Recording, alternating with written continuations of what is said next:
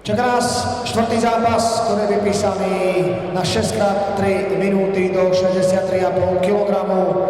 V modrom rohu mi dovolte privítať zástupcu telárne Dobříš, ktorého menuje Mike Haspy.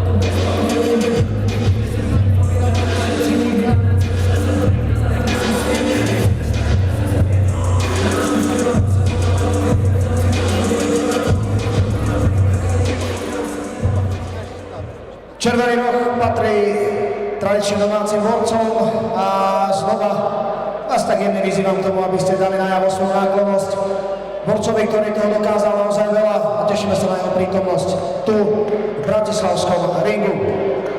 Má 28 rokov, reprezentuje farby Gombolačimu a dlho farby Slovenska na medzinárodnom fóre a jeho meno je William Gypsy Warrior Tanko!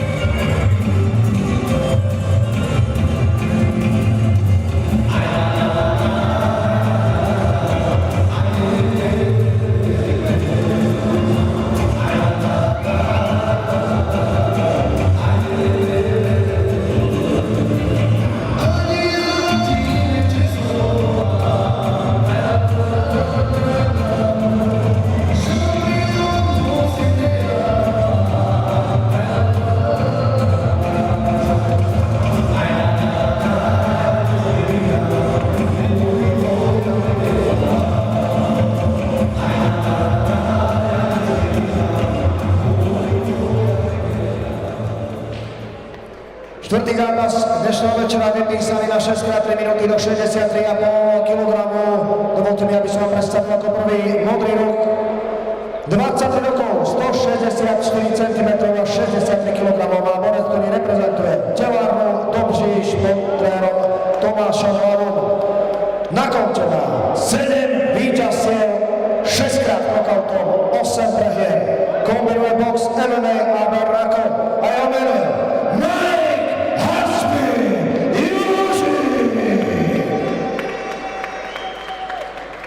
Červený roh, 28 rokov, 175 cm, 63,5 kg. Na konte 2 profi zápasy, 2 víťazstvá, cez 300 zápasov absolvoval v amatérskej časti kariéry. Na konte má 16-krát titul z majstrovstiev Slovenska, bol 3-krát bronzový na majstrovstvách Európy a 2-krát obsadil 5. miesto na majstrovstvách sveta. Jeho meno je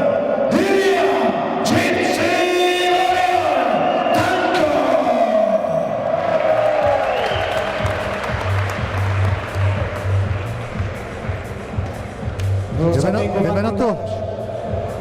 Další zápas, jsem zapomněl počet, myslím, že čtvrtý, jestli se nepletu. A tady v tomhle souboji máš trošku osobní zastoupení. Tak samozrejme Willy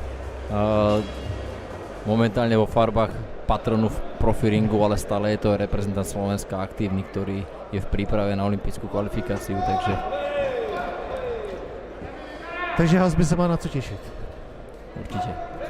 Každopádně Mike je borec, který prostě není schopený do všeho. My jsme se o to tady bavili před eventem, já si pamatuju, jak byl na našem eventu AM Fighters, tam byl v sobotu a v neděli si střelil zápas v Barknaku, takže opravdu nemá problém za zápasením a furt je to kluk, který mu je teprve 23 let. Na úvod dobrá akcia od Willyho zo spodu Willi napriek tomu, že od väčšiny svojich súperov je vyšší, tak jedným z jeho obľúbených úderov je jednoznačne zdvíhák a udiera ich naozaj celkom dobre. Přední nebo zadní? Hlavne zadný, ale vie to zakombinovať dobre aj s predným. Boxuje totiž to v opačnom garde a tam ten zadný zdvíhák z opačného garde naozaj pasuje. To víš asi moc dobře i ty. To viem, a ja práve teraz taký Willo udrel, aj keď sa mu teraz super točí tiež teraz do opačného garde. No, zápas je vypsaný na 6 kol. Já jsem zvědavý, jak dlouho budeme opravdu boxovat. Opäť dobrý zdvíhák Williho. Nie je to úplne jednoduché niekedy s o toľko nižšími supermi boxovať, pretože keď sa Jurik ešte sa viac aj prikrčí, tak takmer naozaj, že nie je kam ho ani trafiť. No hlavně musíš trfovat vlastně skoro až do země. Hej. Ona ta přezdívka Hasbula přece jenom není jen tak pro nic za nic, to si bude povídat. Nejaký nižší a ešte sa skrčí, tak naozaj Willo tam nemá príliš veľa možností, kde ho trafiť. Tohle bylo do zátylku. No a preto to môže aj padnúť do zátylku, pretože v podstate ani nie je iná možnosť, kde by ten úder na hlavu mohol dopadnúť, keďže on sa mu tam doslova natočí ešte aj. Poslední minuta prvního kola. Oho. No, s tímhletím taky nemá Hasby problém, protože má základy z juda. Právě z toho zápasu řecko-římského. Měl by si vydávat pozor.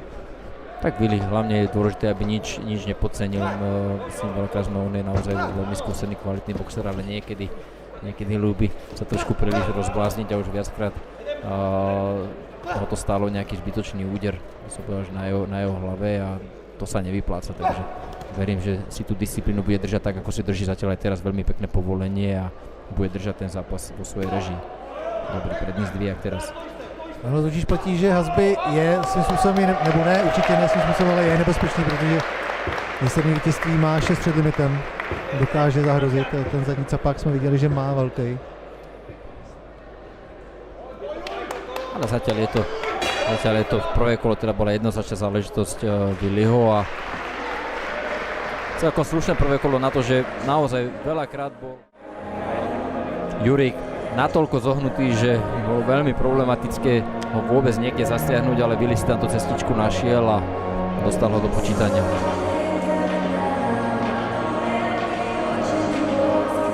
To chtěl ověřit a je to tak, vlastně Willi poprvé profesionální venku zažije druhé kolo.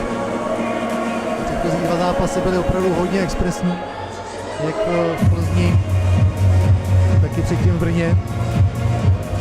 Ale mezi profíky do druhého kola. Tak dá sa povedať, že v tom profiringu začína a tomu zodpovedajú aj tí súperi, ktorých zatiaľ mal. Ale keď sa na to človek pozrie trošku lepšie, tak vidí tam 28-ročného borca, ktorý má okolo 300 zápasov a nespočet skúseností z vrcholných európskych a svetových podujatí. Nielen skúseností, ale aj medaily. Má naozaj slušnú zbierku. Willi je jedným z našich, rozhodne jedným z najúspešnejších reprezentantov, dá sa povedať, vere samostatného Slovenska. Jediný, co mu chybí, je ta olympijská účast. Olympijská účasť by bola krásna, keby ju dokázal dosiahnuť.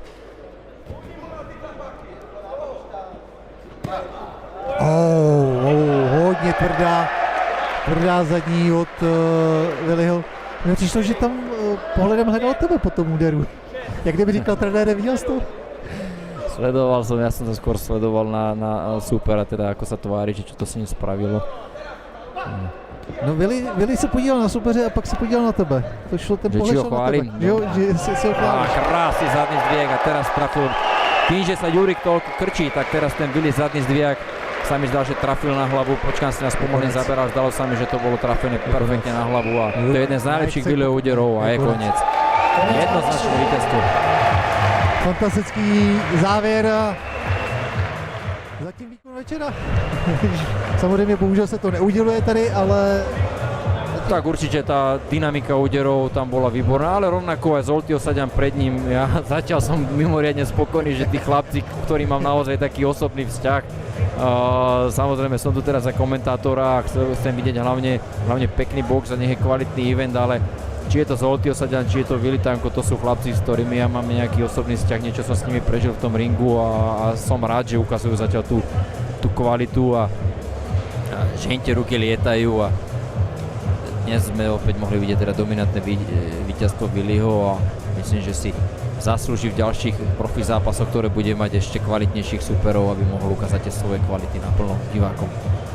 Mimochodem Zolty v tom pozápasovém rozhovoru tam přiznal, že, nebo teda tvrdil, nebo řekl, že vlastně ten úder na ten loket, že to byl cílený, že vlastně chtěl buď to trefit a žebra, anebo prostě, když tam dal soupeř ruku, tak trefit ruku a zafungovalo to. Samozrejme, niekedy sa stane, že boxer tak dobre trafí ruku supera, že zraní tú ruku. Už som videl aj také zápasy, videli sme aj otrhnutý biceps a podobné veci. Canelo Callum Smith? Presne tak, ten mu úplne... Tam šel vlastne cíleně Canelo po těch rukách úplne Calluma. presne na to som myslel, že tam úplne doslova rozbil ruku, čo si človek povie, že ale on mu naozaj tak rozbil ruku, že mu úplne znefunkčnil. A tím samozřejmě zpřístupnil, nebo sobě zlehčil tu cestu za vítězstvím, že Callum vlastně bez té přední ruky přestal být nebezpečný. Rád by som sa teraz pozrel na ten spomalený záber, keď nám ho potom režia ešte ukáže ten posledný rozhodujúci úder Billyho, pretože to bol naozaj krásny zadný zdvihák a mne sa zdalo, že to bolo teda na hlavu supera.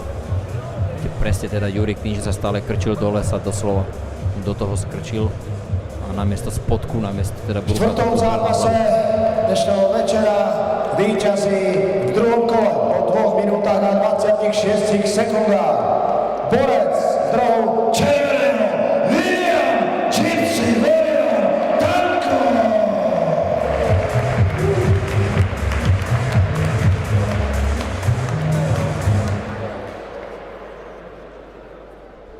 Billyho ešte počkáme, aby sa pozdravil s druhom supera. Billy, čau, že sme sa nevideli. Ako si trávil ten čas pomedzi dobu, kedy sa stretli naposledy? Bol nejaký zápas, bavíme sa možno o pol roku? Ahojte, zdravím aj všetkých, aj prítomných, aj tých, čo to sledujú. Áno, mal som teraz v decembri zápas, boli majstrovstvá Slovenska, znova som obhájil svoj titul. A na tento zápas som sa tešil, lebo profilingu som sa ešte neukázal pred domácim publikom. Dúfam, že sa to ľuďom páči a že sa tu cítia dobre. Ale nechcem hovoriť teraz o sebe, ale rád by som povedal pár slov, ak ma ospravedlníš na chvíľu.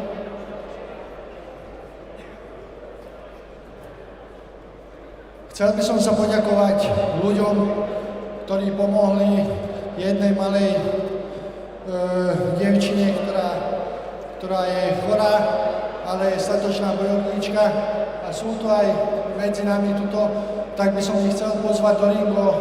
Šuko, Allah Akbar.